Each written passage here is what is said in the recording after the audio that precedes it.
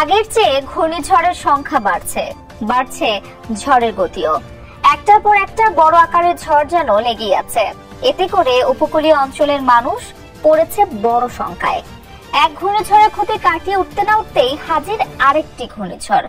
এদিকে এর মধ্যে একসঙ্গে হাজির 4টি সামুদ্রিক ঝড়। সুরজ আহমেদের রিপোর্টে বিস্তারিত।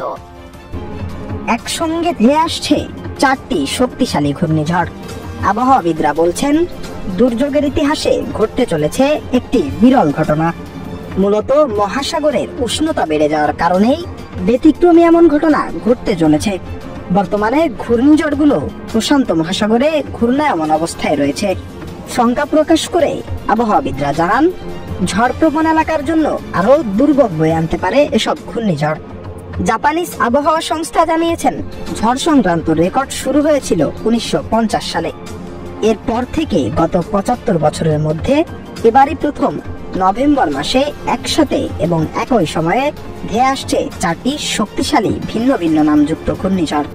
অবাক করার বিষয় হচ্ছে, ভিডিওটি এতক্ষণ দেখার পর আপনাদের কিরকম লাগলো অবশ্যই আমাদের কাছে মতামতটি জানিয়ে দেবেন। আর এইরকম 24 ঘন্টায় খবর পেতে আমাদের চ্যানেলটি সাবস্ক্রাইব করে পাশে থাকবেন। আপনাদেরকে অসংখ্য ধন্যবাদ।